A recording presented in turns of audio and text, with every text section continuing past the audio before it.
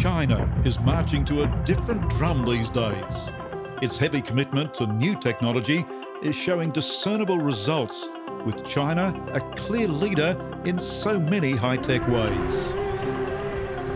The consequence of China's technological revolution is that where once China followed the West were copycats, these days they're innovators. Innovation is the theme of this edition of China's Business Leaders. Hello, welcome. I'm Greg Granger.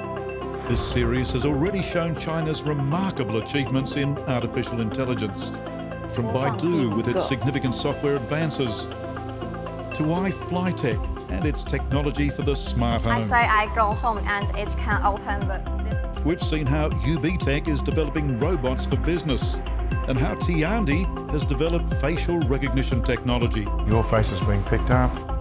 And we've seen how modern Chinese are paying for items with a simple flash of WeChat, or how facial recognition is already at work admitting staff to their offices. In this episode, Chinese innovation across many fields, from drones that help in surf rescues, to the driverless vehicle revolution, and data collection and dissemination systems that help hospitals and patients. All part of futuristic China.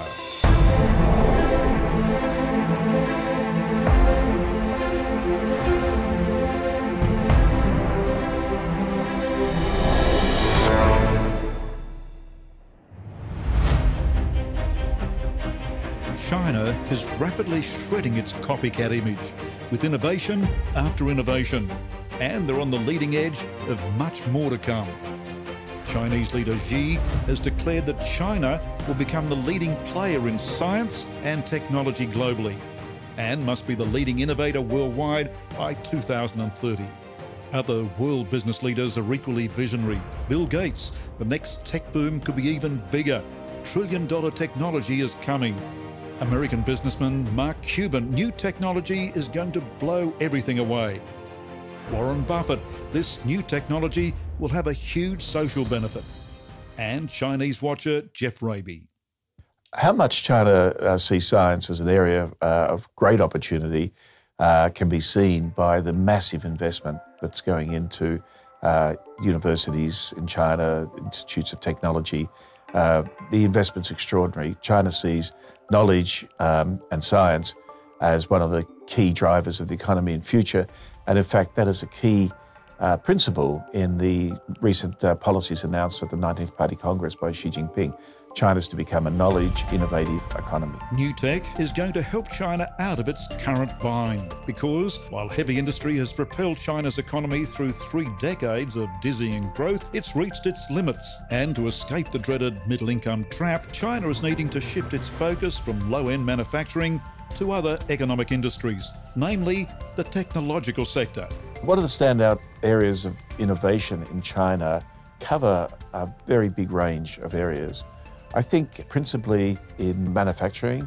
I think particularly you see it in the e-commerce space, and China now is predominantly an e-commerce market, but also in areas like social media, WeChat, the integration of fintech, financial technology, all applications driven through mobile phones, of which there's 900 million mobile phones in China now.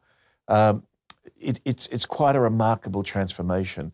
And again, one I don't think the rest of the world really properly appreciates, the scale and the speed. Whereas now in Beijing, for example, very hard in small shops and restaurants to pay with anything other than your WeChat phone through your QR code. Cash is going out quickly as this innovation through mobile payment system has moved very quickly. China's economy has come a long way in the past 30 years. While there are still giant state-owned enterprises, a growing number of private companies operate very effectively in China today. Is the Chinese government prepared to deliver the flexibility and freedom for innovation? In the big, heavy industry areas, China's probably becoming less entrepreneurial. State-owned enterprises are being strengthened rather than broken up. There's a big state presence in a number of sectors: transport, communications, energy. But 72% of the Chinese economy is private, and people forget that. And that's where you find entrepreneurship, businesses rising, falling, the whole process of creative destruction that's common to capitalism happens in 72% of the economy.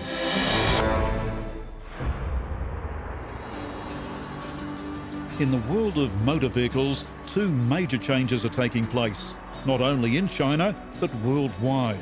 First, electric cars are really starting to come into their own. And secondly, driverless cars are currently being produced en masse. China is embracing these two developments with vigour. Take a look at what's already happening in the southern city of Shenzhen. Welcome to Transport of the Future. This is the Shenzhen Bus Company that has developed a fleet of these driverless buses. Now, we've heard all about driverless cars, but right now, driver in place in a testing mode, technology being worked out, but these are ready to hit the road, just waiting for approval from authorities. Look, Mum, no hands. In these test runs through the streets of Shenzhen, the driver is ready to take over if the technology fails. But full approval is expected shortly, meaning passengers can expect no one at the wheel, just a spinning steering wheel automatically guiding their bus through peak hour traffic. As for driverless cars, they're already being approved for Beijing streets, and driverless vans are being built as well. 做了爱康尼克的首发之后呢，在中国得到了巨大的反馈。 In the northern port city of Tianjin, Iconic has gone into production with two models of all-electric, driverless vans. Iconic President Alan Wu is the brains behind this futuristic electric driverless vehicle. Very stylised windows here, stylised bonnet. The whole shape is very stylised. Because in the Middle East is 7, even in China 7 is lucky number. So we call Iconic 7, and we use many design for the 7 here. For number 7. The name is your brainwave. Icon, IQ. Yeah. Icon, IQ. Icon, IQ. Iconic. Iconic. Translates well in English. Yes. In Chinese? Iconic. Iconica. Yes. English, So, Chinese. You're investing a lot of money in this. Yeah. We just raised for this year last round. It's a 1.2 billion RMB. Yeah. 1.2 billion Yeah. RMB. Impressive. Alan Wu's vision fits perfectly with the new high-tech age that is unfolding in China. Why is China beating the world? First of all, I think important is we work so hard. For Chinese people, we work so hard. That is the first important thing. And the second thing is in China, we open the market for a long time already. So we learn from the global technology a long time. Make the best product, you have to find the best partner in the world. That's the most important thing. And we spent like 2-3 years to make these things happen. So tell us about this van. It's a new concept. We give a new name for our cars. We call it SPV. SPV means smart passenger vehicle. From the day one, we focus on the passenger, not focus on drivers. All the cars will be changed for the robot car. They said no drivers. We are the first customer for the Microsoft, and so it will launch in the America. Alan Wu's van of the future will interact with its passengers. The first thing is that the car will know you, because when you get in the car, connect with your phone. So exactly the car will remember who you are. We can fix all 90% of the problem for the cars by the cloud. And the next thing, we have the many screen in the car. You can do the live conference call in the car. Also, you can shop in the car. In the future, we have the Iconic, this unit is passenger cars. You never use your phone. Just get in the car, do everything, bigger screen, smart technology connect, voice control. It's perfect. That's like a person you can talk. A new age vehicle demands new age power. The other big thing, of course, is that your vehicles are not powered by petrol or diesel, they're powered by electricity. A pure electricity car, yeah. It's no gas, no pollution. It's perfect. So your dream is coming true, and technology is changing all the time. Driverless cars coming, technology improving with the deal you just done with Microsoft, changing all the time. So things are changing rapidly even while you're going into production. You have to be very, very flexible, do you not, in making your vehicles? That's true. That is all the great company. That is we have two parts is important. The first thing you have to have the best person team. That's the most important thing. And the second one, you have the best supplier. It's a partner. That's the most important thing. Production of the new iconic vans is well underway. They'll be on the roads within 12 months. With Alan Wu confident he's impressing new customers. So you talked there about customers. Your customers are going to pre-buy the cars. They won't go into a dealership. You'll already have sold the cars before they're even made. Actually, we first launch Iconic is not in China. It's in California. It's in Pebble Beach. Pebble Beach is a car week. So actually, this is not a Chinese company go there because all the luxury cars, classic cars, supercars, concept cars. Well, the first time is 2006 last year. We launched is Iconic in the Pebble Beach Monterey Car Week. People shocked. People think this is SUV. This is a van. People never think this before. This is a Chinese company. People never think about it before. Even at that time, it's a supercar. It's our friends, the owner for the company. They come to the stage and see what's this one. This is amazing. The first one, we focus on passenger. The second one, we have the best design in the world. The third one, we have the best technology in the world.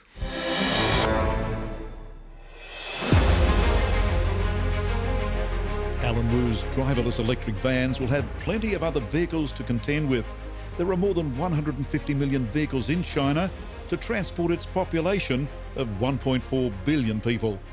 The theory is that a road system with every vehicle automated will dramatically cut congestion as vehicles drive smoothly and at speed very close to one another. Driver training is in sync with these advances in automation. In the industrial city of Shenzhen, thousands of trainee drivers skill up in these driver simulation pods. More than 200,000 students train this way every year with the Shenzhen Zhongzhou Simulation Technology Company. The organisation is reinvesting 46% of its income into R&D, with virtual reality one of the areas of major research. So Phoebe, this is the big new thing for driver education in China. Yeah. Virtual reality. Yeah. The thing is much bigger than what we just tried now, the single screen. And this is, I say, 180 degrees. Is very wide. The thing is very wide. I feel like I'm playing a big game, but of course this is serious training. Yeah. How many of these devices are you now manufacturing? It's not in the market yet. We are just trying to make it better before we put it in the market. So we are truly in the research and development stage of this particular technology. Yeah. We've seen the existing simulators that you're using, 200,000 students a year graduating from that. But in this particular simulation, still testing, eh? Yeah, it's still testing. And it's very accurate, very accurate. I've got to be very careful of not crashing this car. Sales are just here in Shenzhen, or you're in fact selling all over China? Over China.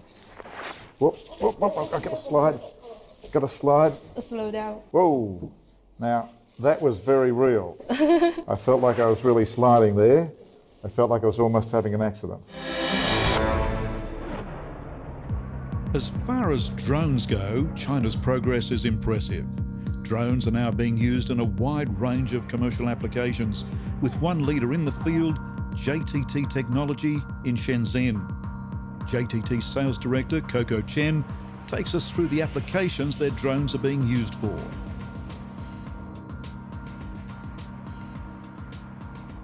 So the drone finds somebody drowning. What happens? At this time, we will arrange the drone to carry our special device, which is customized for the Australian market. It's combined with 4 parts: a loudspeaker, a searchlight, a camera, and a release platform to carry the rescue device. When we find the drowning person, we will drop the rescue device to the drowning person. When it touches water, it will be expanded automatically. And then the journey person can do the self-rescue and wait the rescue team come to rescue him. Police forces are already here in China, are using your drones, deployed over crime scenes. It can carry some different payloads. For example, for the police, they can carry a thermal camera. Even at night, they also can watch it very clearly. Or to carry some special device like a zoom camera. When we want to find the criminals, we can check the target very clearly by zoom in. For the traffic surveillance, in China or in some other traffic department in the world, they prefer to use the zoom camera because when they want to find some illegal cars in front of them, they can use the zoom camera to check the target license number of the illegal cars very easily.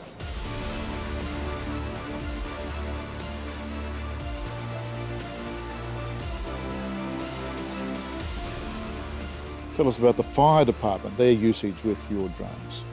For fire department, they can, for example, they can carry some special device to check if there are some toxic gas or some explosive gas. So by this way, they can avoid the unnecessary sacrifice and increase their working efficiency. Because for us, safety is always in the top one. Safety is your foremost concern. Yes. You're able to use your drones to detect any gas leaks. Yes. Leaving it safe for the fire personnel to stay outside of that fire danger. Yes, absolutely. JTT Chairman Du Yongzhu says the company is relatively new, but already investing heavily in drone technology. Tell us about JTT. How long has JTT been operating? 基检科技从2015年初成立，是一家专注工业级无人机的研发、销售的高新技术企业。 We're seeing that JTT is making major investments in research and development. 对，我们的研发的投入，包括基金和人员的投入是非常大的，因为创新是我们 JTT 的一个生命力。我们在这个基金投入以及这个人员投入这个规模比较大。在最近的2年，在技术的投入将近达到2个亿人民币。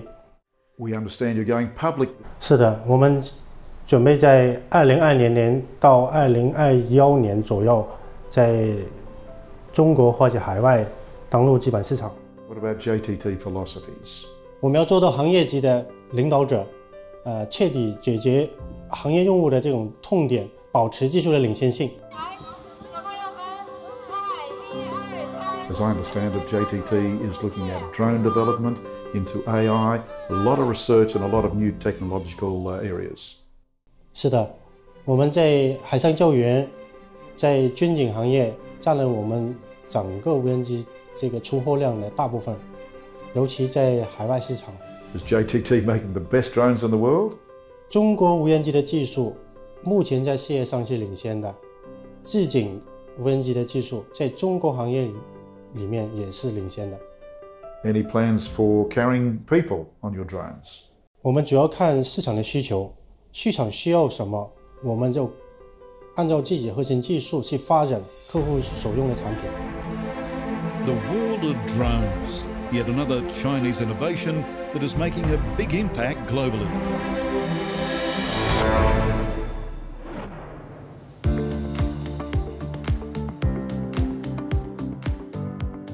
$996. 3 simple numbers that mean so much here in China, including at this company, LinkDoc. So many high-tech companies are using that philosophy, 996, meaning 9 o'clock start, 9 o'clock knock off, and 6 days a week.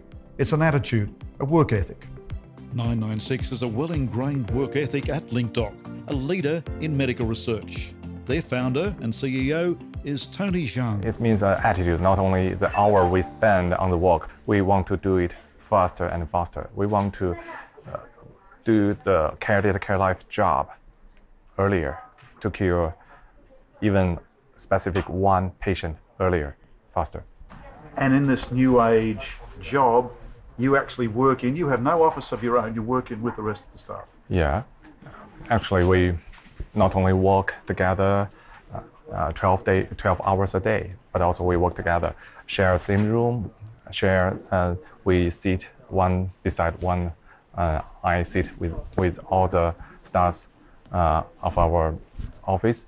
It means we can share the same room, we can discuss, even argue face to face to share the different opinion because we do from different background. Some from pharmaceutical industry, some from internet industry.